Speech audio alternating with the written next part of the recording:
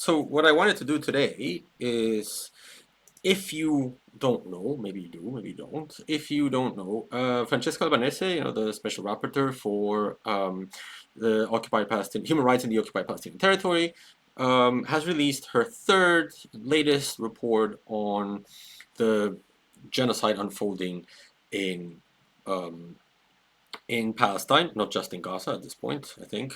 Um, and so I wanted to read the report with you guys and offer some commentary, so we can, we can know what's in it. I think it's a very interesting one. Yes, naming names exactly. We can also watch, if we have time, the introduction she made for the press conference that she gave, which I found it was very interesting. Um, but I think we first should read the report and then listen to the press conference if we have time. Um, so let me put that on the screen. Hold on. It's here. It's here, right? Yes, it's here. So this is the report right here. Let me see if you guys can see it well.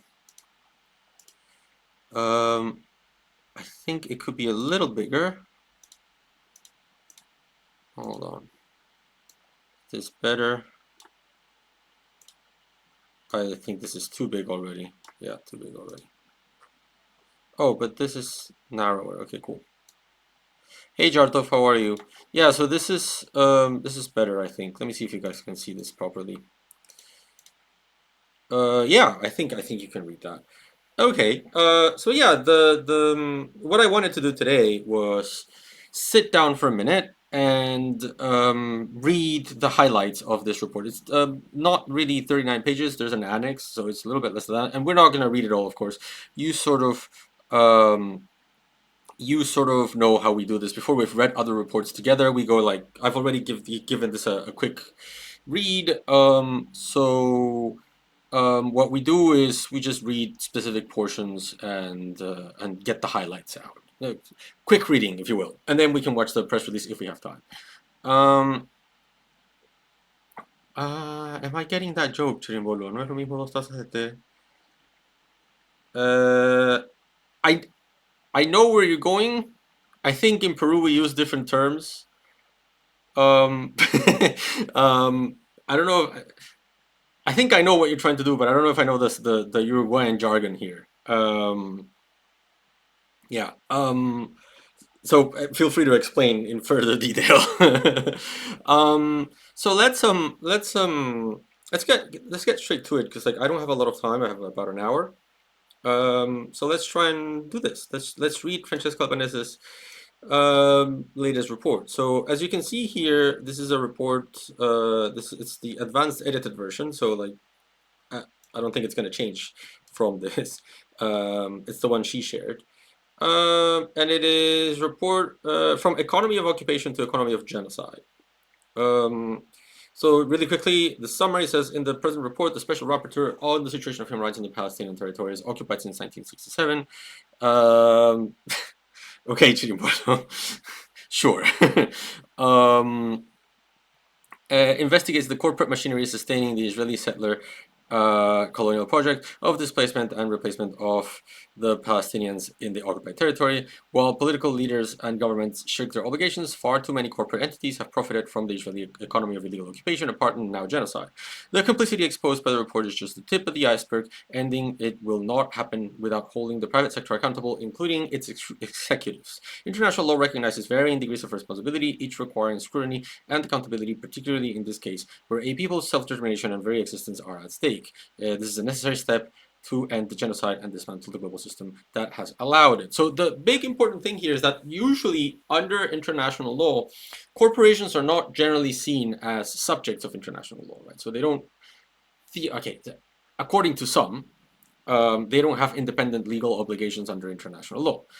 There is a strong movement to say that obligations to prevent international criminal liability is an independent obligation. And so this report is pushing in that direction, and I think it's great because I think it's kind of insane that we still operate among international lawyers, as if international law was an exclusively state-centric um, discipline, where there are so many non-state entities that have so much relevance and can play such important roles in international relations, and we act as if they are outside the realm of international law, like for example, like indigenous people, like corporations, national liberation movements. All of these entities are part of international law, and we need to start treating them as such. So there's strong debates right now in international law as to what exactly are the obligations by international actors, like corporations. So, for example, some say no, it's the state's duty to pass legislation, and if the state doesn't pass legislation, then the corporations have no independent obligations under international law. I think this is a mindset that is slowly starting to change, particularly with regards to international criminal liability, because like if you have a crime and you collaborate with that crime, there are strong precedents to suggest that private individuals, corporations, can indeed be complicit in the commission of war crimes and crimes against humanity. Okay, so let's look into this in further detail and see what Francesca says about this. Jarto says, what about your Volkswagen and such not during World War II? Is there no punishment for these deeply complicit actors? There is, and it is covered by the report, so I'm not going to spoil it. We can just, we can read it together. Okay. I think if I remember correctly from the first reading I gave to this, it was she mentions the IG Farben case, which is a gun manufacturer. So we'll read it together. We'll get there. So let's start with the introduction. It says colonial endeavors, and this is something that I really appreciate from Francesca's reporting. She has never hidden away from the fact that this is a colonial setting, that this is a colonial thing that is happening, that this is settler colonialism. It's so refreshing because it is something that most people, most media, most commentators feel like they cannot say. Like it's a dirty word. Like it plays into these accusations of anti-Semitism, which honestly have no place in this discussion because, I mean, all that is being done here is applying the theory of settler colonialism to a specific reality. That's it, right? We apply this theory to every part of the world, and it doesn't. When I apply settler colonial theory, or when I apply the theory of coloniality or decoloniality or decolonial studies or approaches to Peru, I'm not being anti-Peruvian, right? So I really appreciate that the first word of this report is colonial, right? That's something that Francesca deserves a lot of credit um, with her reporting. So colonial endeavors and associated genocides have historically been driven and enabled by the corporate sector. Commercial interests have contributed to the dispossession of indigenous people of their lands, a mode of domination known as colonial racial capitalism. The same is true of Israeli colonization of Palestinian land, its expansion into the occupied Palestinian territory, and its institutionalization of a regime of settler colonial apartheid. After denying Palestinians self-determination for decades, Israel is now imperiling the very existence of the Palestinian people in Palestine. The role of corporate entities in sustaining the illegal Israeli occupation and its ongoing genocidal campaign in Gaza is the subject of the present investigative report, which is focused on how corporate interests underpin the Israeli settler colonial twofold logic of displacement and replacement. Oh, what happened? Oh, so hey, Martin, thanks for following. Welcome to the community. So where was I? Displacement and replacement aimed at dispossessing and erasing Palestinians from their lands. The Special Rapporteur discusses corporate entities in various sectors: arms manufacturers, tech firms, building and construction companies, extractive and service industries, banks, pension funds, insurance, universities, and charities. These entities enable the denial of self-determination and other structural violations in the occupied Palestinian territory, including occupation, annexation, and crimes of apartheid and genocide, as well as a long list of ancillary crimes and crimes against human rights violations, from discrimination, wanton destruction, forced displacement, and pillage of extrajudicial and killing and starvation. Oh, hey, Odara, thanks so much for giving a subscription to the channel. I really appreciate that. So essentially, what is important here is this logic of displacement and replacement aimed at dispossession and erasure. Why? Because like I was watching, for example, this is something that we need to react to as well. I was watching Owen Jones debate Piers Morgan the other day, and they had this discussion about Owen Jones asking Piers Morgan to say, so can you say that this is genocide? And and thanks Chinimbolo for sharing the link to the report. Sorry, I should have done that. Let me do that. Let me do so you get my own version. Um, Here you go. You can follow there. So and they were having this discussion about whether it's genocide or not. And Piers Morgan said, "Oh, I don't think it's genocide. I think it's ethnic cleansing." Which is a very easy cop out. It's a very easy, disingenuous way of like not saying it's genocide.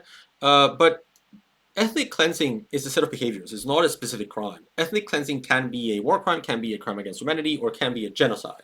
So you're not really being any clearer when you say that this is ethnic cleansing. But the point is that the argument that Piers Morgan is trying to make here is this isn't genocide because what Israel wants is to get rid of Palestinians. So they don't want to kill Palestinians. They just want to get rid of Palestinians.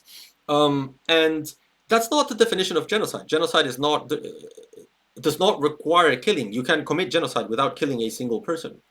Um, so what makes genocide genocide is that you are destroying a group. There's a group, and that group will no longer be able to exist, right? So how broad or narrowly you read that destruction is in itself almost a political discussion, ongoing political discussion right now. But the point that I want to make is like ethnic cleansing is not an it's ethnic cleansing, therefore it is not genocide. Not even the International Court of Justice, when it said that Serbia's actions in Bosnia and Croatia were not genocide because they were ethnic cleansing. Not even they said and ethnic cleansing is never genocide.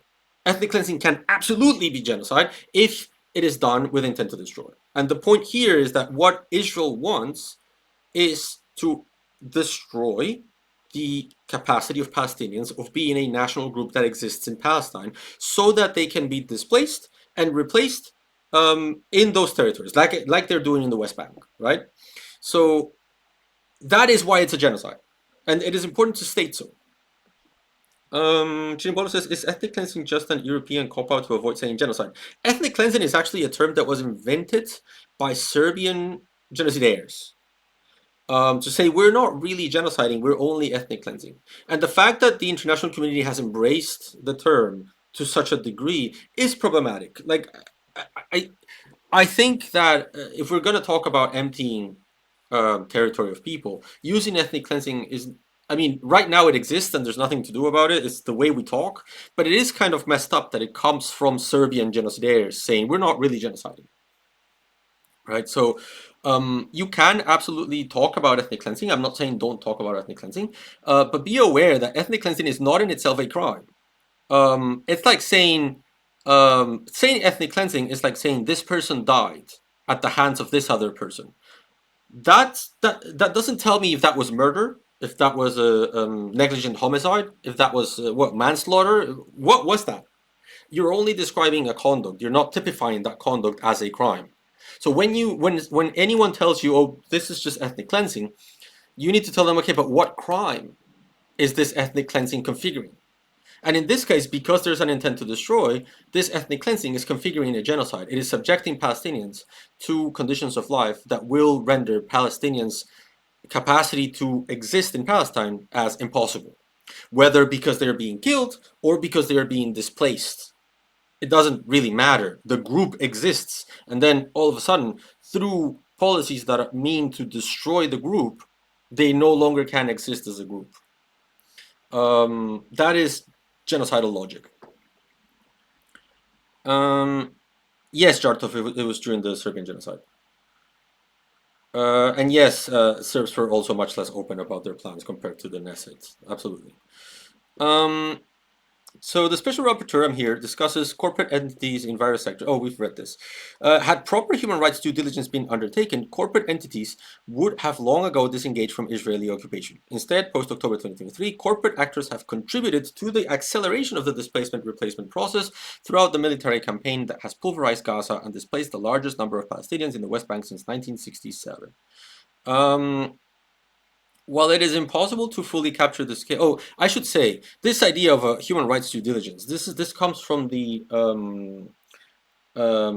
basic principles, the UN basic principles on human rights of international corporations, transnational corporations, which basically says that whenever you are engaging in any activity, say for example that you are a fast fashion manufacturer and you want to produce cheap clothing, you need to do a due diligence. You know, a due diligence, for those who are not lawyers, is what you do when you are selling your company. When you're selling your company, you do a due diligence so that the you and the buyer do a due diligence so that you are diligently knowing what you are buying. So, for example, you price the company at $10 million, but the company has, I don't know, labor debts for $1 million, and that labor debt is going to be transferred to you. So you do your due diligence, you check how much labor debt does that company have, and then you add $1 million to the buying price because you're going to have to pay that price, or you're going to have to pay for those labor disputes, right? So you do your due diligence, and then you buy a company, and then I mean, you basically cannot go to the other side and say, hey man, like you had $1 million of labor disputes, and now I'm screwed. So the other side would say, well, you did your due diligence, right? You knew what you were buying, right? So the concept of a human rights due diligence sort of works like that as well. It works like, if you're gonna do fast fashion and you're gonna start, setting up factories all over the world with like in countries that have poor human rights practices, you need to do your due diligence to make sure that at no point of your chain of production, your supply lines, is there any kind of human rights violation in that chain. So uh, if you have one plant in, say, I don't know, any example, Indonesia, you need to make sure that that company is not engaging in, for example, slave labor. And it is your responsibility as the person that is creating the supply chain to do your due diligence. So you cannot say, oh, I didn't know, right? So that's why I like, for example, there's this chocolate. I don't know if you've heard this chocolate. Um, Tony's. Tony's is a Dutch chocolate, and they're the only company in the world that, when you read their statements on modern slavery, they say, "Do you guarantee that this chocolate has been made without slaves, without slave labor?" And they say, "No, we cannot guarantee it because we constantly do due diligence, and we constantly find that our suppliers engage in slave labor, and when we do, we take action and we no longer trade with them." Right? But but that means that there is no such thing as a slave labor free chocolate production in the world. So anyone who's guaranteeing you slave free chocolate is lying. We won't do that. What we will guarantee you is that we are doing our due diligence, um, and that we are like making sure that we catch as many as many companies in our supply line that are that are engaging in slave labor, so that we don't hire them, so that we don't work with them. That's a human rights due diligence here in this, in this report. Rosova says, "Look, bro, I'm selling this stuff to Israel, but Carl, this takes me back. Because like what Rosova is referencing here, if you don't know, is the what was it called, the killer llama? Was it killer alpaca? Like this llama called Carl that kept killing people. It's really good. You should check it. It's really funny. Oh, hey, Magic, how are you? I love how Magic's account always has a little train, because like, yeah, she's always doing the train. So 4, while it is impossible to fully capture the scale and extent of decades of corporate connivance in the exploitation of the occupied Palestinian territory, the present report exposes the integration of the economies of settler colonial occupation and genocide. In it, the special rapporteur calls for accountability for corporate entities and their executive at both the domestic and international levels. Commercial endeavors enabling the profiting from the obliteration of innocent people's lives must cease. Corporate entities must refuse to be complicit in human rights violations and international crimes, or be held accountable. So yeah, this is great. So by the way, that llama thing, I used to watch that when I was a teenager, so it's probably very stupid. So could you repeat the name of the Dutch chocolate company? I didn't catch it. Tony's. I can get you a picture. Tony chocolates. If you're in Europe, you should be able to find it very easily. If you are If you're in the United States, I'm not sure. Or if you're in Latin America, you probably won't find it. But here you go. Where is this? How can I send this to you? There you go. Yeah, so see, they say together we will end exploitation. Um, I really like that chocolate, by the way. It's really good. If you've not tried it, give it a try. It's also ethical chocolate. Okay, so let's continue with this methodology. I'm gonna skip most of the methodology because like we don't really need to read that, but like let's just read corporate entities. What does that mean? Corporate entities in the present report refers to business enterprises, multinational corporations, for-profit and non-for-profit entities. That is important because there's many like non-for-profit entities that profit from genocide as well.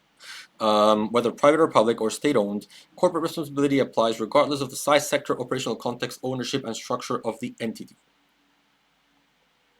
So yeah, this skip that. So this is important. The legal context. This is the discussion that I was mentioning before about what are the obligations of international corporations when it comes to international crimes. So Francesca Albanese says 10. The law governing corporate responsibility has deep roots in the historic relationship between violent dispossession and private power, and the legacy of corporate collusion with settler colonialism and racial segregation. So this is important because like again, I value her work so much because it makes these connections. She's one of the only ones that makes these connections. The same kind of economic connections that are built into settler colonialism were present in apartheid and were present in Jim Crow. All of this is a shared struggle. It is the struggle of racism and racial hierarchies that are trying to dominate people based on race. Right? It's so important to say this outright, and it's just never said, right? So, and this is also a very important part. She starts at the very beginning. Like international law is a discipline that has hundreds of years in the making, right?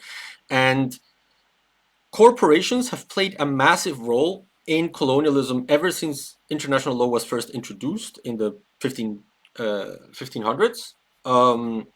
And so it's not like this is new, basically what she's saying. So basically what you need to understand is this has been happening for centuries. And the fact that Francesca Albanese is able to write a report right now and say, hey, actually, there's laws in place that declare this illegal should put things into perspective as to just for how many centuries this was not just legal, but encouraged by international law. And you should think of just how much international law has changed in the past 60 years, 70 years, that now things are different, at least in the books. And what we're trying to do, at least people like me, what we're trying to do is to get that other branch of international law, not the one that comes from colonial times, but the one that comes from decolonization, the one that comes from resistance to colonization. That idea of the co-constructed modernity, if you haven't seen my video on decolonial theory, you can check it out on YouTube. But the idea that modernity is co-constructed between those that oppressed populations and those that resisted that oppression, they created different genealogies of international law. One, the prevailing one right now, is the genealogy of oppressive international law, of racist international law, of colonial international law. The one that comes all the way back from the 1500s. But then there's a parallel, equally valid genealogy of international law of those who resisted colonialism that in the 1960s sort of exploded into the mainstream. And what Francesca Albanese is doing here, I think, this is why I value her work so much, is she's trying to trace the history of international law back into the past, but not staying on the genealogy of oppression, but following the genealogy of resistance to oppression. And that is so important. That is exactly what we need. Because what we're doing right now is we have these things on the books. We have these things written down because of the 60s, because of decolonization. What international law has right now as a problem is not a problem of lack of law, although we need more law, right? But like, it's not a problem of lack of legislation. It's a problem of enforcement. And what she's trying to do is, okay, let's enforce it, which is like what South Africa is doing as well. Sometimes you need to get creative to enforce the rules that exist, right? And this is what South Africa, what Francesca Albanese, what Palestine itself are doing. And I think it's such an important work. Okay, so early chartered companies granted broad state-like powers gradually evolved into private limited liability corporations as intercolonial trade grew vital to European economies. The colonial powers continue to rely on these relationships to outsource, obscure, and avoid accountability for the dispossession and enslavement of indigenous people and the expropriation of their resources. Corporations have not only inherited the benefits of this legal veil of separation, but have also emerged as shapers of international law. See what she's trying to do, right? See the genealogy that she's trying to build. Today, some corporate and conglomerates exceed the gross domestic product of entire sovereign states, sometimes wielding more power, political, economic, and discursive, than states themselves. Corporations enjoy increasing recognition as rights holders, with still insufficient corresponding obligations. This is what I was talking about, right? So the fact that corporations exist in international law, but they're not really recognized as holders of independent obligations, not by everyone at least, right? The asymmetry of these immense power this immense power without sufficiently justiciable accountability exposes a fundamental global governance gap, she says. Corporations and their home states, primarily global minority states, by this she means the West, continue to exploit structural inequalities rooted in colonial disposition. Meanwhile, weaker regulatory systems of informally colonized states and development and investment imperatives mean corporations often evade accountability. Nevertheless, this is what Rosova was asking about, important precedent exists. The post-Holocaust industrialist trials, such as the I.G. Farben trial, laid the groundwork for recognizing the international criminal responsibility of corporate executives for participation in international crimes. By addressing corporate complicity in apartheid, the Truth and Reconciliation Commission of South Africa helped shape corporate responsibility for human rights violations. Increasing domestic and international litigation signal a growing trend towards corporate accountability. The case of Palestine further tests international standards. So see, she's saying, right, there is a genealogy of international law that is an oppressive genealogy. There's the genealogy where the international community of the Western minority built up colonialism on the backs of capitalism. And what she's saying is, but this isn't the only genealogy that exists. There's a separate one that runs parallel to that one and is as equally valid as the oppressive one. And that's where I'm going to find my president. Because you cannot deny that the Nuremberg trials, the subsequent procedures in the Nuremberg trials, exist. Of course they exist. You cannot deny that South Africa's Truth and Reconciliation Commission exists. Of course it exists. Right? You cannot deny that all of these litigation procedures have existed. And so this is exactly the kind of international law that we need right now. It's just so important to me. So today, this is what I was talking about. The guiding principles on business and human rights set out the normative framework for states and corporate entities' compliance with international law. States have the primary obligation to prevent, investigate, punish, and remedy human rights abuses by third parties and may breach their obligations if they fail to do so. So this is right now the state of play in the world, right? States in this state-centric system are the holders of international obligations, and they need to pass legislation to make corporations accountable under international law. Global South states are trying to change that. There's a proposal by Ecuador to create a business and human rights treaty that would grant corporations specific independent obligations under international law. But of course, the European Union and the United States are taking incredibly powerful steps to try to boycott this agreement and empty it of its teeth, so that corporations don't get independent obligations under international law, which is of course horrible. It's a horrible thing to do. Corporations are participants in the global economy. They are participants in politics. They absolutely should have independent human rights obligations. But right now, as things stand in the guiding principles for business and human rights, states have the primary obligation to prevent, investigate, punish, and remedy human rights abuses by third parties. Right? So the guiding principles crystallize the human rights standards applicable to corporate conduct that apply regardless of whether states uphold their primary obligations. Right? So international humanitarian law and criminal law also confer specific obligations and liabilities on private actors, with domestic jurisdictions primarily responsible for enforcement. So what she's saying is, but let's see what we can build on from what we have. All right? The guiding principles establish a continuum of responsibilities depending on whether corporate entities cause, contribute to, or are directly linked with adverse human rights impacts. In conflicts, business must observe heightened human rights due diligence to identify concerns and adjust their conduct. The liability of corporate entities will be determined by their actions and by the human rights impact. Due diligence is not sufficient to absolve corporations of liability. At a minimum, corporate entities directly linked to human rights impacts must exercise leverage or consider termination of their activities or relationships. Failure to act accordingly may give rise to liability. Where violations constitute crimes, corporate executives and increasingly entities themselves may be held accountable for their knowledge and of and material contributions to crimes.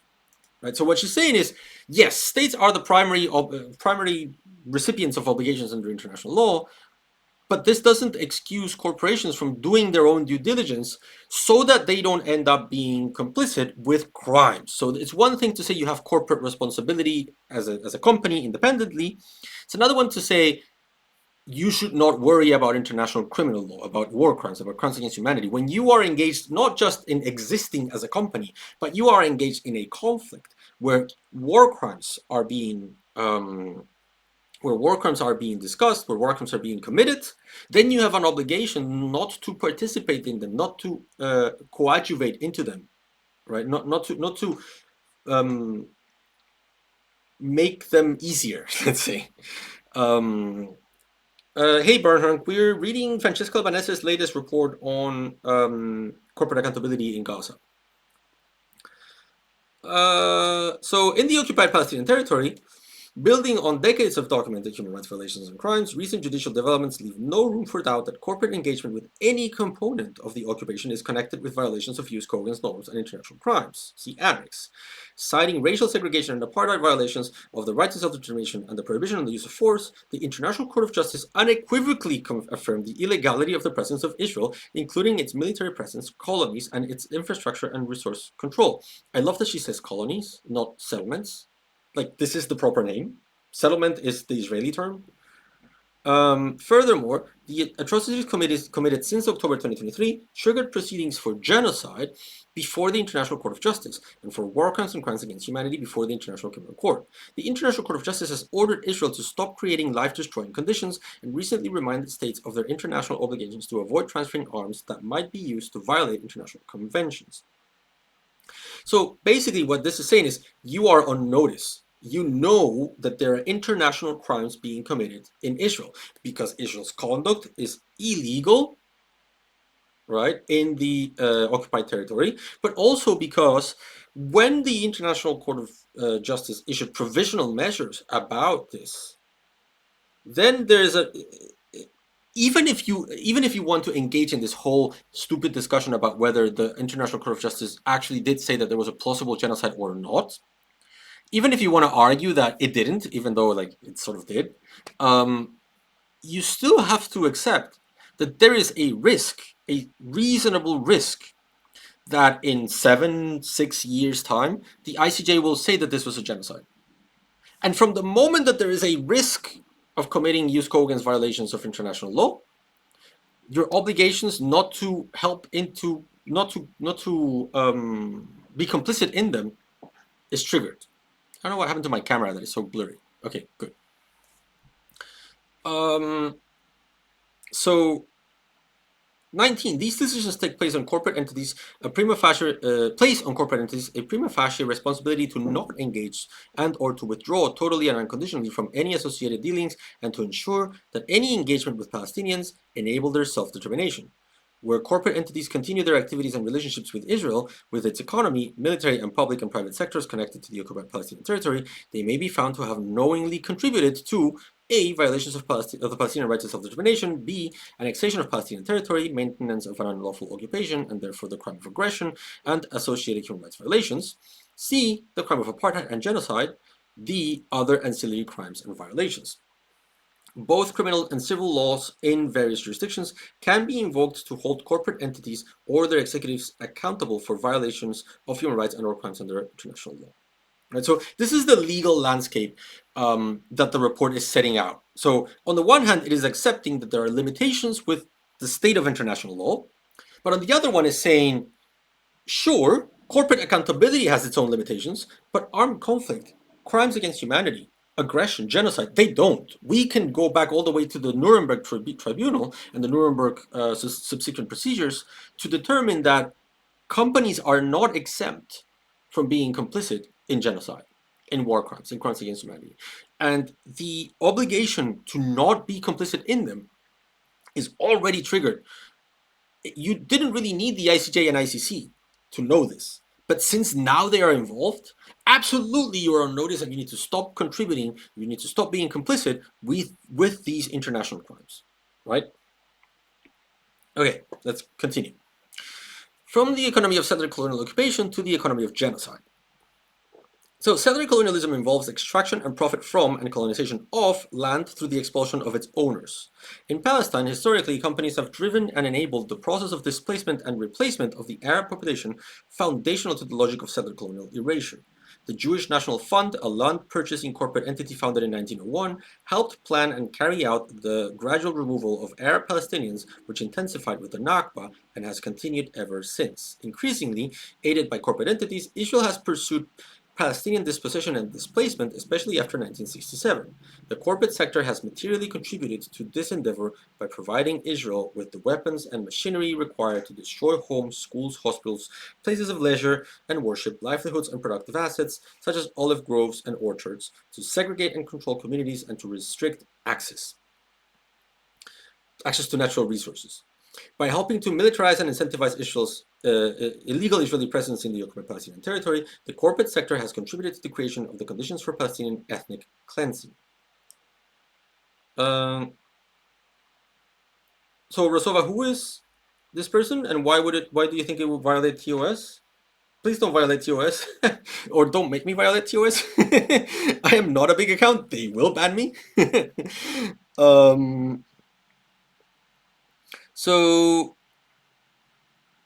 let's see. Corporate entities have played a key role in stifling the Palestinian economy, sustaining Israeli expansion in occupied land, while facilitating the replacement of Palestinians. Draconian restrictions on trade and investment, tree planting, fishing, and water for colonies have debilitated agriculture and industry and turned the occupied Palestinian territory into a captive market. Companies have profiteered by exploiting Palestinian labor and resources, degrading and diverting natural resources, building and empowering colonies, and selling and marketing derived goods and services in Israel, the occupied Palestinian territory, and globally. The Israeli-Palestinian Interim Agreement on the West Bank and the Gaza Strip, Oslo II, entrenched this exploitation. This is also very important, the idea that Oslo was not a solution. De facto institutionalizing the monopoly of Israel over 61% of its resource-rich West Bank, Israel gains from this exploitation while it costs Palestinians' economy at least 35% of its GDP. Rosova says he's an anti-corporation terrorist from Cyberpunk game. Oh, okay. I don't think that violates TOS. Financial and academic institutions have also enabled the conditions for Palestinian displacement and replacement. Banks, asset management firms, pension funds, and insurance have channeled finance into the illegal occupation. I'm gonna speed up because I don't have a lot of time. The following sections illustrate how 8 key sectors operating separately and interdependently through the core pillars of the settler colonial economy of displacement and replacement have adapted to its genocidal practices. So here's let's say the structure of the report, right? So we're on page 7, right? Okay, so if you go here, oh, there's no table of contents. Never mind. Usually these reports have a table of contents. So what the report will do is it will say, okay, here's displacement as an activity. Here are all the sectors of Israel's economy that contribute to displacement. And then it's going to go into replacement and say, here are all the sectors of Israeli economy that contribute to replacement. Okay, so let's go through them really quickly so that we have time to watch the press conference in a second. So displacement. Post-October 2023, weapons and military technologies used to advance Palestinian expulsion have become tools for mass killing and destruction, rendering Gaza and parts of the West Bank uninhabitable. Surveillance and incarceration technologies ordinarily used to enforce segregation apartheid have evolved into tools for indiscriminate targeting of the Palestinian population. Heavy machinery previously used for house demolitions, infrastructure destruction, and resource seizure in the West Bank have been repurposed to obliterate the urban landscape of Gaza, preventing displaced populations from returning and reconstructing as a community. And again, you cannot do that without the private sector. You cannot do that without hiring a crew of, I don't know, demolition experts or something to come and bulldozer the entire Gaza Strip. The army cannot do that, right? Because the army will have to manage its resources into like blowing up houses here and there, but to level an entire city, yeah, they need to outsource it, right? So the business of elimination. I'm gonna go through this really quickly because this is the most obvious one, right? Militarized violence created the Israeli state and remains the engine of its settler colonial project.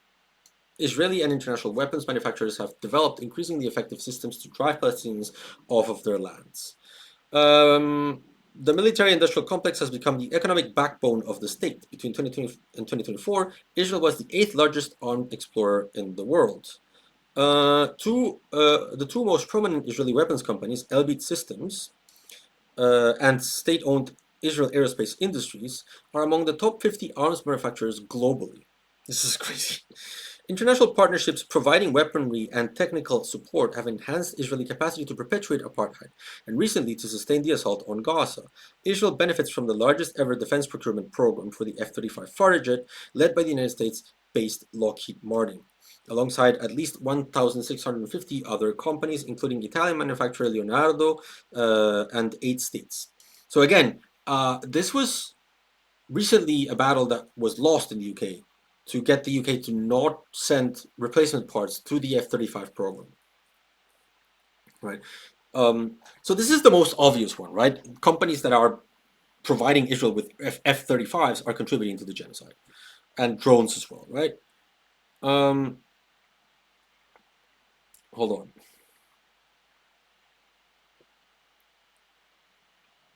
on. Surveillance and carcerality, the darker side of the startup nation.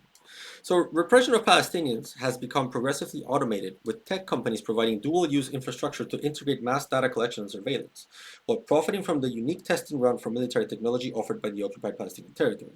Fueled by US tech giants establishing subsidiaries and research and development centers in Israel, claims by Israel of security needs have spurred unparalleled developments in carceral and surveillance services, from closed-circuit television networks, biometric surveillance, advanced tech checkpoint networks, smart walls, and drone surveillance to cloud computing, artificial intelligence, and data analytics supporting on-the-ground military personnel. Right, you cannot create a surveillance state like the one that Israel imposes on Palestinians in the West Bank without collaboration from tech giants, basically. Let me see. Israeli tech firms often grow out of military infrastructure and strategy. The NSO group, founded by ex-Unit 8200 members, did. Its Pegasus spyware, designed for covert smartphone surveillance, has been used against Palestinian activists and licensed globally to target leaders, journalists, and human rights defenders. Exported under the Defense Export Control Law, NSO Group surveillance technology enables spyware diplomacy while reinforcing state impunity. IBM has operated in Israel since 1972, training military and intelligence personnel for the technology sector and startup scene. Since 2019, MBM Israel has operated and upgraded the central database of the Population and Immigration Authority, enabling collection, storage, and governmental use of biometric data on Palestinians and supporting the discriminatory permit regime of Israel. Microsoft has been active in Israel since 1991, developing its largest center outside of the US. Its technologies are embedded in the prison service, police, and universities and schools, including its colonies. Microsoft has been integrating its systems and civilian tech across the Israeli military since 2003, while acquiring Israeli cybersecurity and surveillance startups. Again, this is all the most obvious. The Israeli military has developed artificial intelligence systems such as Lavender, Gospel, and Where's Daddy, the famous ones that they've been using all over Gaza, to process data and generate lists of targets, reshaping modern warfare and illustrating the dual-use nature of artificial intelligence. Palantir Technologies, whose tech collaboration with Israel long predates October 2023, expanded its support to the Israeli military post-October 2023, which is crazy, right? Like you cannot really expand your collaboration with Israel after October 2023 because it was so obvious that they were going to commit genocide. This is crazy to me. There are reasonable grounds to believe Palantir has provided automatic predictive policing technology, core defense infrastructure for rapid and scaled-up construction and deployment of military software, and its artificial intelligence platform, which allows real-time battlefield data integration for automated decision-making. In January 2024, Palantir announced a new strategic partnership with Israel and held a board meeting in Tel Aviv in solidarity in April 2025. Palantir's CEO responded to accusations that Palantir had killed Palestinians in Gaza by saying, "Mostly terrorists, that's true. Both incidents are indicative of executive-level knowledge and purpose vis-à-vis the unlawful use of force by Israel and failure to prevent such acts or withdraw involvement." Israel, as the startup nation, quote unquote, incentivized by the post 9/11 global securitization boom, has received a significant boost through the genocide. It ranked first globally for the number of startups per capita, with 143% growth in military tech startups in 2024, which is crazy. Like, the fact that there are military startups is crazy. And with technology comprising 64% of Israeli exports throughout the genocide. So you see how, like, the army would not be able to displace Palestinians to the degree that it has without the full participation of the private sector. This is basically the message, right? But it doesn't stop there, right? So civilian guys, heavy machinery in service of settler colonial destruction. Let's start here. For decades, Caterpillar Inc. has provided Israel with equipment used to demolish Palestinian homes and infrastructure. Through both the U.S. Foreign Ministry financing program and an executive licensee requisitioned by Israeli law into the military. In partnership with companies such as Israeli Aerospace Industries, Elbit Systems, Leonardo DRS, Israel has evolved Caterpillar's D9 bulldozer into automated, remote-commanded core weaponry of the military, deployed in almost every military activity since 2000, clearing incursions lines, neutralizing the territory, and killing Palestinians. Since October 2023, Caterpillar equipment has been documented as being used to carry out mass demolitions, including of homes, mosques, and life-sustaining infrastructure, raid hospitals, and burying alive wounded Palestinians. In 2025, Caterpillar secured a further multi-million-dollar contract with Israel. Same for Hyundai.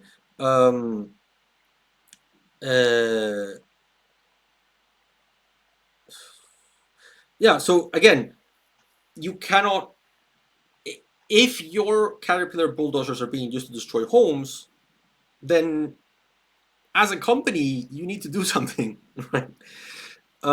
What is your human rights due diligence for participating in this conflict? That you are saying, yes, Israel is destroying the homes of Palestinians so that it can displace them and commit genocide. And I don't care, right? There needs to be a human rights due diligence to be done first, so that you say, no, no, no, we cannot do business with the Israeli military because of the way they're using our Caterpillar bulldozers. B, replacement. This is the second part of the report, okay? As corporate actors have contributed to the destruction of Palestinian life in the occupied Palestinian territory, they have also helped the construction of what replaces it. Building colonies and their infrastructure, extracting and trading materials, energy and agricultural products, and bringing visitors to colonies as if to a regular holiday destination. Post-October 2023, these activities have sustained unprecedented growth in the settlement enterprise, with corporate entities continuing to power and profit from the creation of conditions of life calculated to destroy the Palestinian population, including through the near total cutting off of water, electricity, and fuel. Construction, home on stolen land. So again, this is not how Israel displaces, but how it replaces Palestinians, right? So settler colonialism, basically. Let me see, where was it? Again, Caterpillar, Hyundai, and Volvo excavators and heavy equipment have been used in the construction of illegal colonies for at least 10 years.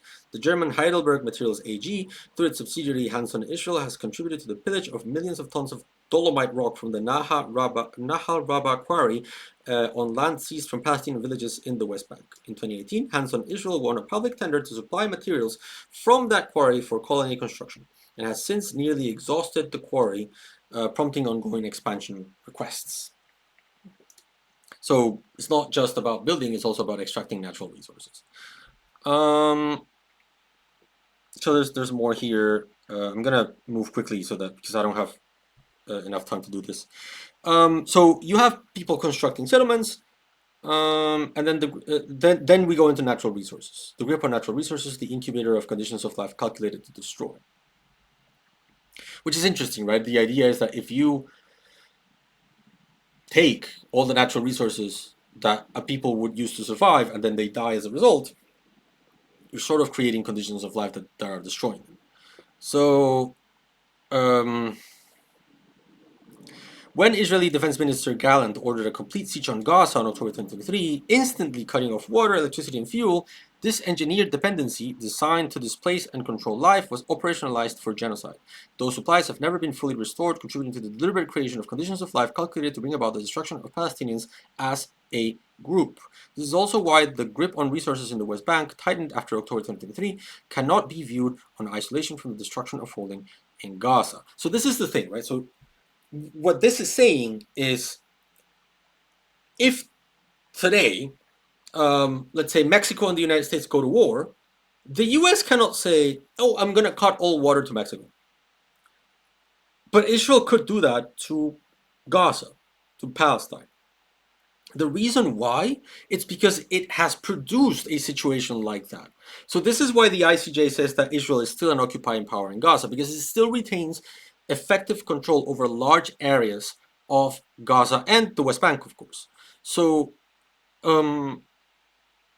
you cannot achieve this without, well, I mean, you can, but like you, in this capitalist economy, most likely that network of connectivity with water, electricity, that you can just flip a switch and all of a sudden Palestinians don't have water or electricity, that needs to be done through construction, through building, through companies, right? And this is what this is going for. So for example, I'm gonna go through this really quickly so that we can like talk about this at the end. Israel forces Palestinians to purchase water sourced from two major aquifers in their own territory at inflated prices and with intermittent supply. The Israeli national water company Mekorot has a water monopoly in the occupied Palestinian territory. In Gaza, more than 97% of water from the coastal aquifer does not meet the water quality standards of the World Health Organization, making residents dependent on Mekorot pipelines for most of their drinking water. For at least the first 6 months post-October 2023, Mekorot ran its Gaza pipelines at 22% capacity, leaving areas such as Gaza City without water 95% of the time, actively aiding the transformation of water into a tool of genocide. International energy companies have fueled the energy-intensive Israeli genocide, reliant on fuel and coal imports. Israel maintains an integrated energy infrastructure, serving both Israel and the occupied Palestinian territory, seamlessly powering illegal settlers while controlling and obstructing Palestinian access. Gaza's power plant provided just 10 to 20% of Gaza's electricity needs, leaving it heavily reliant on fuel for generators and 10 Israeli supply lines. Since October 2023, Israel has cut energy to most of Gaza. Without electricity or fuel, most water pumps, hospitals, and transports reach the brink of total collapse. Collapsed sanitation systems have contributed to the resurgence in polio, and vital desalination plants were forced to shut down. Coal for electricity to Israel originates primarily from Colombia. I didn't know that. United States headquartered Drummond Company Inc. and the Swiss-based Glencore plc are the primary suppliers. Their respective subsidiaries own the mines and three ports involved in the delivery of 15 coal shipments to Israel since October 2023, including 6 shipments after Colombia suspended coal exports to Israel in August 2024. Glencore was also involved in shipments from South Africa. These shipments accounted to 15% of Israel coal imports in 2023 and 2024. Let's move past this. Well, they also import crude oil, of course. By supplying Israel with coal, gas, oil, and fuel, companies are contributing to civilian infrastructures that Israel uses to entrench permanent annexation and now weaponizes in the destruction of Palestinian life. The same infrastructure that these companies supply resources into has serviced the Israeli military and its energy-intensive, tech-driven obliteration of Gaza. The ostensibly civilian nature of such infrastructure does not exonerate a company from responsibility. So what this is saying essentially is like, you're a company that is supplying a service to a country. You are not powerless in this. You have to do a human rights due diligence, and you can say you are using my product, my power, my electricity, my coal, my gas, my oil, my fuel to commit human rights violations. So either you don't, or I don't sell it to you because I will be responsible for those crimes as well. This is what this is asking these corporations to do a human rights due diligence and pressure Israel so that they're not responsible as well for, genocide. So trading fruits of illegality, agribusiness. Let's see. Where was this? Hold on.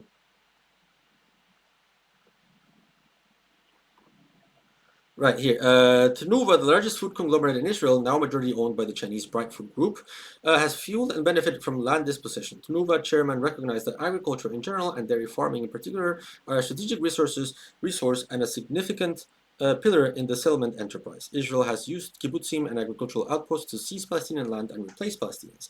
Companies like Tenuva help by sourcing products from these colonies. They then exploit the resulting captive Palestinian market to build market dominance. Palestinian dependence on the Israeli dairy industry has increased 160% in the decade following the destruction caused by Israel to Gaza dairy industry in 2014, amounting to sector losses estimated at 43 million. Tenuva has absorbed the loss of the Gaza market, failing to use its substantial leverage to influence the situation. See, again, they're not powerless here, right? And it's not just like, again, it's not just global north companies, right? Netafim, a global leader in drip irrigation technology, now 80% owned by the Mexican company Orbia Advanced Corporation, has designed its agritech in concert with the expansion imperatives of Israel. While maintaining a global image of sustainability, Netafim technology has enabled intensive exploitation of water and land in the West Bank, further depleting Palestinian natural resources while being refined through collaboration with Israeli military technology firms. So let's move fast because I'm running out of time. Retail as well. Global logistic giants like AP Moller, and Maersk are integral to the ecosystem. For years, they have shipped goods from the colonies and OHCHR database listed companies. Office of the High Commissioner for Human Rights database listed companies straight to the United States and other markets. In many countries, no distinction is made between products from Israel and those from its colonies. This is the very obvious thing that you should always check when you're buying products that say come from Israel, that they don't come from a settlement. Even in the European Union, where labeling is required, these goods are still allowed on the market, and the responsibility is put on uninformed consumers. Given the illegality of the colonies under international law, these products should not be traded at all. So yeah, whenever you're buying, if you're in Europe, if you're buying goods made in Israel, you need to check they're made in Israel and not in Palestine, because yeah, of course, Chartov, you can also boycott all products from the US and Israel, but like I'm assuming that in global capitalism, like there are people that like will you know still buy, and so they should at least make that differentiation. There's a reason why the labeling is required in the European Union. But yeah, you're right. You can just boycott all products from the U.S. and Israel. Um, Occupation tourism. This is Booking and Airbnb list properties and hotel rooms in Israeli colonies. Booking.com has more than doubled its listings in the West Bank and tripled its East Jerusalem listings to 39 in the years post-October 2023. Airbnb has amplified amplified its colonial profiteering, growing from 139 listings to 350. This is insane. Like Airbnb is such a bad thing for society. Um, C. Enablers. A list of enablers long involved in sustaining the settler colonial occupation through knowledge, narrative, skills, and investment have continued to support profit from a normalized an economy operating in genocidal mode. The present section is focused just on two key enablers, the financial and academic sectors. So you guys know the financial one. I'm not going to go into a lot of detail. The banks, um, that are paying for all this. Benefit Paribas and Barclays stepped in to boost market confidence by underwriting these international and domestic treasury bonds. You know the banking industry, so I'm just going to skip this because we don't have enough time. But read this on your own time. Let's just go to the conclusion. Oh, this is interesting. Faith-based charities have also become key financial enablers of illegal projects, including in the occupied Palestinian territory, often receiving tax deductions abroad despite strict regulatory charitable frameworks. The Jewish National Fund and its over 20 affiliates fund settler expansion and military-linked projects. The United States-based Christian Friends of Israeli Communities, Dutch Christians for Israel, and global affiliates sent over $12.25 million in 2023 to various projects that support colonies, including some that train extremist settlers. Then knowledge production and violation legitimization. In Israel, universities, particularly law schools, archaeology, and Middle Eastern studies departments, contribute to the ideological scaffolding of apartheid, cultivating state-aligned narratives, erasing Palestinian history, and justifying occupation practices. Meanwhile, science and technology departments serve as research and development hubs for collaborations between the Israeli military and arms contractors, including Elbit Systems, Israel Aerospace Industries, IBM, and Lockheed Martin, and so contribute to producing the tools for surveillance, crowd control, urban warfare, facial recognition, and targeted killing tools that are effectively tested on Palestinians. Leading universities, especially from global minority countries, partner with Israeli institutions in areas directly harming Palestinians. At the MIT, labs conduct weapons and surveillance research funded by the Israeli Ministry of Defense, the only foreign military financing research at the institute. Notable Israeli Ministry of Defense projects include drone swarm control, a distinct feature of the Israeli assault on Gaza since 2023, pursued algorithms on underwater surveillance. From 2019 to 2024, the institute managed a Lockheed Martin seed fund connecting students to teams in Israel. From 2017 to 2025, Elbit Systems paid for membership in the Institute's industrial liaison program, enabling access to research and talent. The European Commission's Horizon Europe program, which is a huge grant program in Europe and the UK, actively facilitates collaboration with Israeli institutions, including those complicit in apartheid and genocide. Since 2014, the European Commission has granted over 2.12 billion euros to Israeli entities, including the Ministry of Defense, while European academic institutions both benefit from and reinforce this entanglement. The Technical University of Munich received 198 million euros in EC Horizon, the European Commission Horizon funding, including 11.47 million euros for 22 collaborations with Israeli partners, military and tech firms. The university and Israel Aerospace Industries received 792,795.75 euros to jointly develop with other participants green hydrogen refueling technology relevant to IAI military drones used in Gaza. The university partners with IBM Israel on cloud and artificial intelligence systems as part of the 7.75 million IBM Israel receives in Horizon funding. Yes, 300 footnotes. Yeah, it's a pretty detailed report, and not only a pretty detailed report, Rosova, but the point is, she also sent specific reports to each of the companies that are mentioned in this report, stating how they are violating international law. It's a really impressive work. Um, so okay, so we're here. This is where I wanted to get conclusions. While life in Gaza is being obliterated and the West Bank is under escalating assault, the present report shows why the genocide carried out by Israel continues, because it is lucrative for many. By shedding light on the political economy of an occupation turned genocidal, the report reveals how the forever occupation has become the ideal testing ground for arms manufacturers and big tech, providing boundless supply and demand, little oversight and zero accountability, while investors and private and public institutions profit freely. Too many influential corporate entities remain inextricably financially bound to Israeli apartheid and militarism. This you know. And while the genocide rages on, the inexorable process of violent annexation in the West Bank, including East Jerusalem, continues. Agribusiness still sustains expansion of the settlement enterprise. The largest online tourism platforms continue to normalize the illegality of the colonies. Global supermarkets continue to stock Israeli settlement products, and universities worldwide, under the guise of research neutrality, continue to profit from an economy now operating in genocidal mode. Indeed, they are structurally dependent on settler colonial collaborations and funding. Business continues as usual, but nothing about the system in which business are integral is neutral. The enduring ideological, political, and economic engine of racial capitalism has transformed the Israeli displacement replacement economy of occupation into an economy of genocide. This is a joint criminal enterprise, where the acts of one ultimately contribute to a whole economy that drives supplies and enables this genocide. The entities named in the present report constitute a fraction of a much deeper structure of corporate involvement profiteering from and enabling violations and crimes in the occupied Palestinian territory. Had they exercised due diligence, corporate entities would have ceased involvement with Israel long ago. Today, the demand for accountability is all the more urgent. Any investment sustains a system of serious international crimes.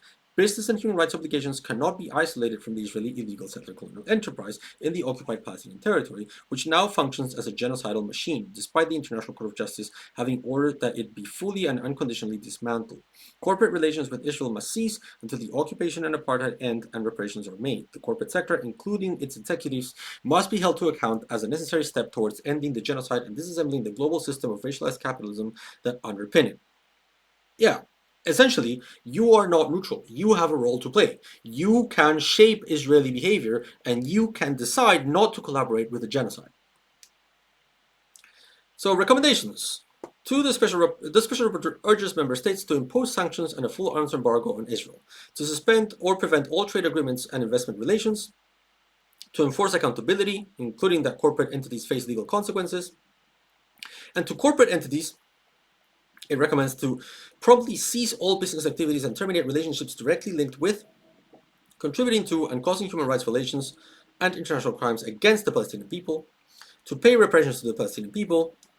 The Special Rapporteur urges the International Criminal Court and national judiciaries to investigate and prosecute corporate executives.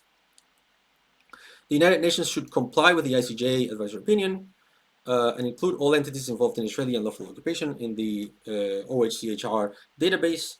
The Special Rapporteur urges trade unions, lawyers, civil society, and ordinary citizens to press for boycotts, divestment, sanctions, justice for Palestine, and accountability at the international and domestic levels. Together, the people of the world can end these unspeakable crimes. I fundamentally agree with this. I do think that we play a very important role, we average citizens. The present report is written at the cusp of a profound and tumultuous transformation. Globally, witnessed atrocities require urgent accountability and justice, which demand diplomatic, economic, and legal action against those who have maintained and profited from an economy of occupation turned genocidal. What comes next depends on everyone. And I think this is important because we have seen all of these mechanisms, this large projects to bring individual Israeli soldiers to account, like the Hind Rajab Foundation or like Global 195. And to a degree, there are mechanisms available to bringing these corporations into account all around the world as well. And they cannot just flee from the country and avoid criminal prosecution. They are there. They can't leave. So it is important. This report is important because Israel cannot carry out its genocide without corporate complicitness. Right. So this is the report basically. Jartum says in the press conference the other day, she said that almost all the companies she contacted replied back and had some bogus justification for how what they were doing was legal. That's what I wanted to do now in the final 10 minutes that I have with you guys. I wanted to watch the introduction to her press conference. Okay, so let's do that, and then we can call it a day, because I think this has been a lot of information for you guys to manage. We can talk about this in more detail next time we meet. But this is her press conference. Good afternoon, the 59th session of the Human Rights Council. Thank you very much, and good afternoon, everyone. Bonjour tout le monde, and those who are here and those who are following this press conference from afar. And I'm sure you have heard or read through my report, my last report, that reveals how corporate profiteering and monetary gain has enabled and legitimized Israel's illegal presence and action in the little that remains of historical Palestine, the occupied Palestinian territory.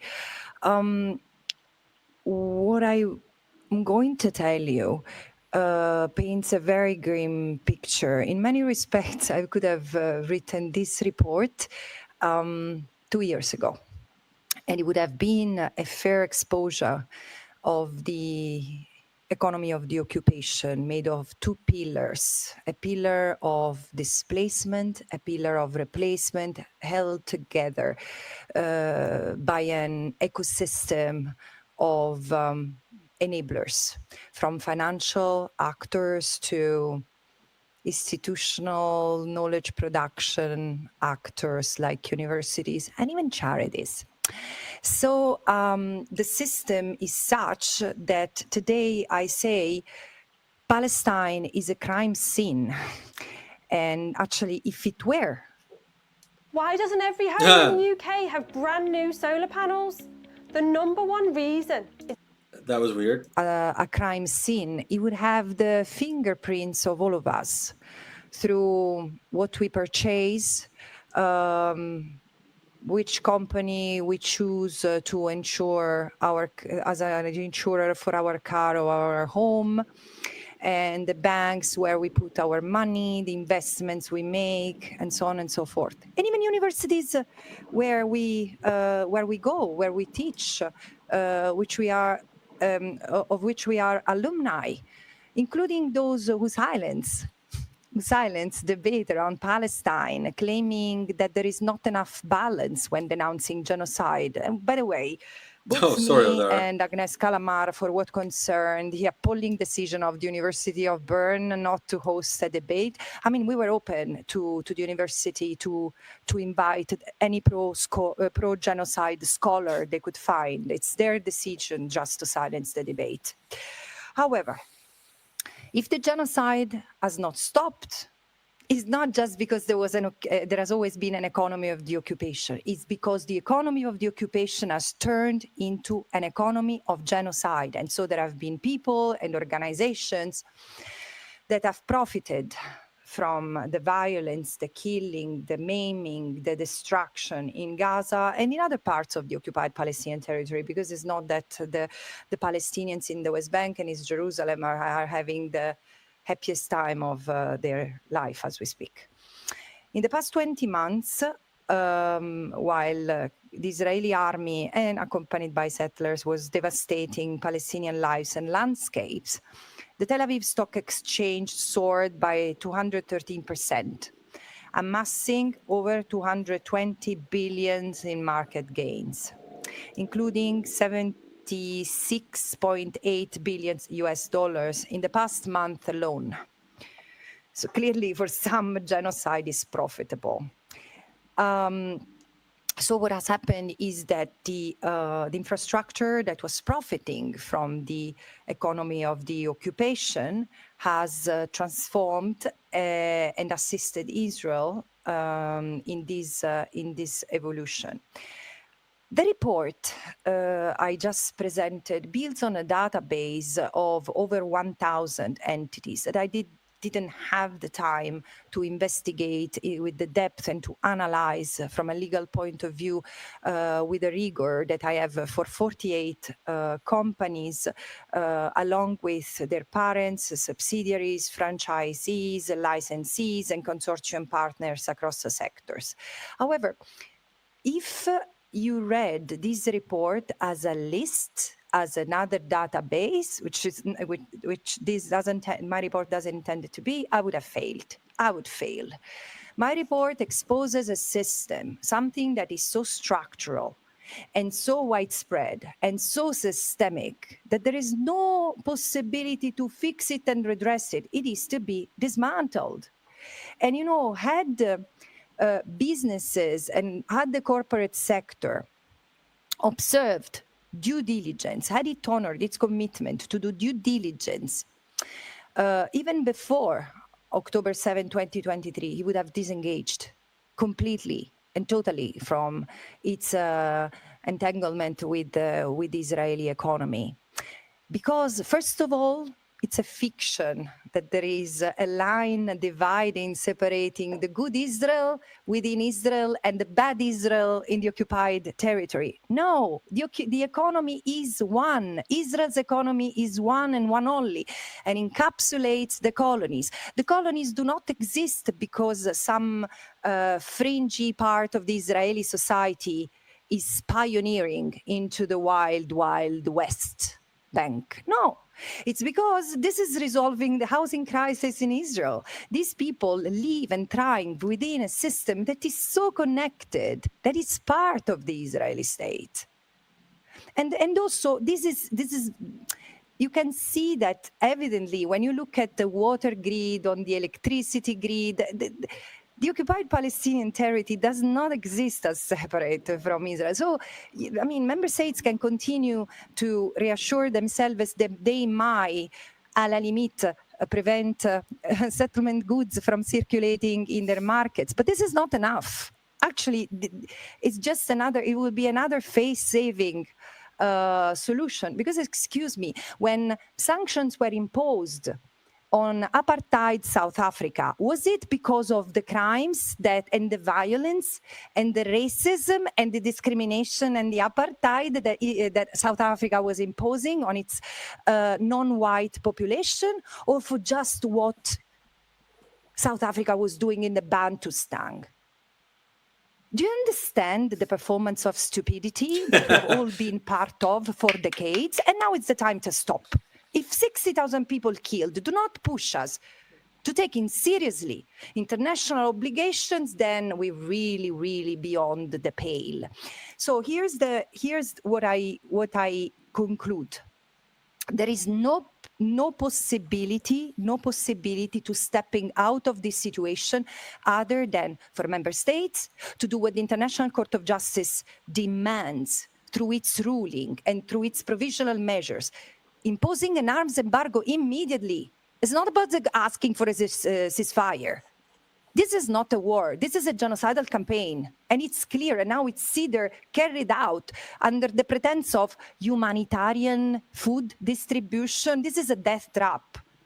And we should learn really to be honest, including yourself. I mean, I've been really, really generous to the media because the first corporate entity to be investigated in this mandate was yours. And it will come.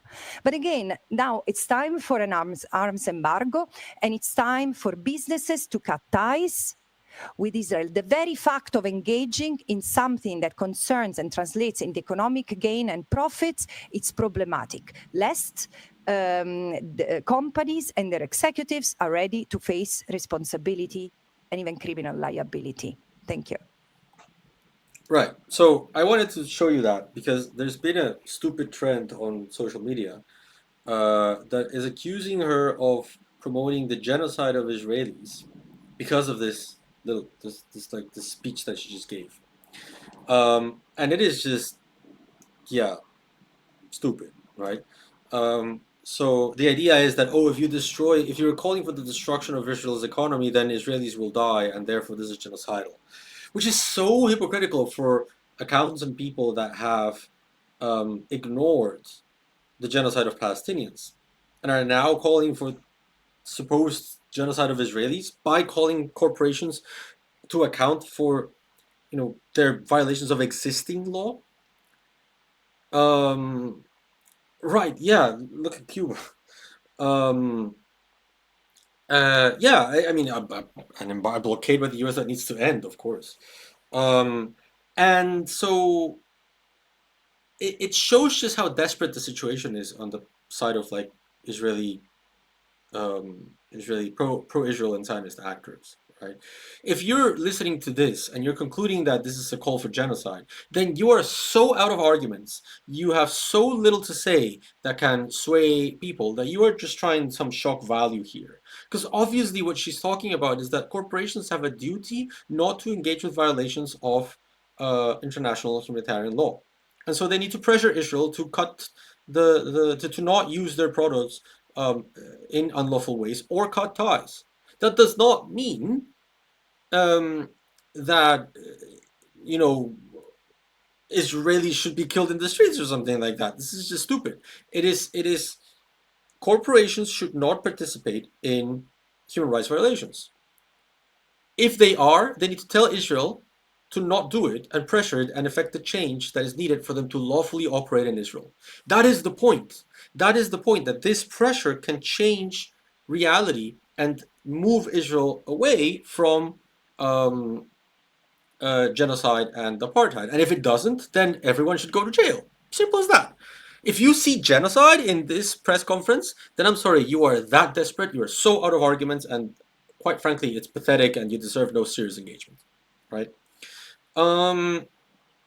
Okay, guys, it's 7 p.m. here, or 6:59 here, so as always, I need to go do dinner. So, I think I rushed a little bit in this stream, but I think it was necessary to be able to cover the entire report in an hour and 20 minutes, which I'm actually quite proud that we managed to do. So yeah, let me know if these kinds of things are useful to you, because I know how it is, like as someone who reads for a living, I know how it is that sometimes reading is not as practical as someone reading to you. So if I am able to read this live for you, then maybe you're doing the dishes while you're listening to the stream, and then more people read what's in this report than if like I tell everyone, here's the report, go read it, right? So hopefully this is useful to you guys. We've done similar things like this in the past, but I never know if this is something that interests you. So I'm glad, Odara, that you find this also. So yes, I'll keep doing it then. So anyway, thank you so much for spending your Sunday with me, and I hope that you found this useful. And yeah, I think next Sunday we can talk about that Piers Morgan Owen Jones interview. For now, I'm off to do dinner, and thank you guys for spending time with me. And thanks to Oadara for gifting a subscription today. I really appreciate your support. I will see you soon, okay? I'm gonna end the stream now. Take care, guys. Thanks so much.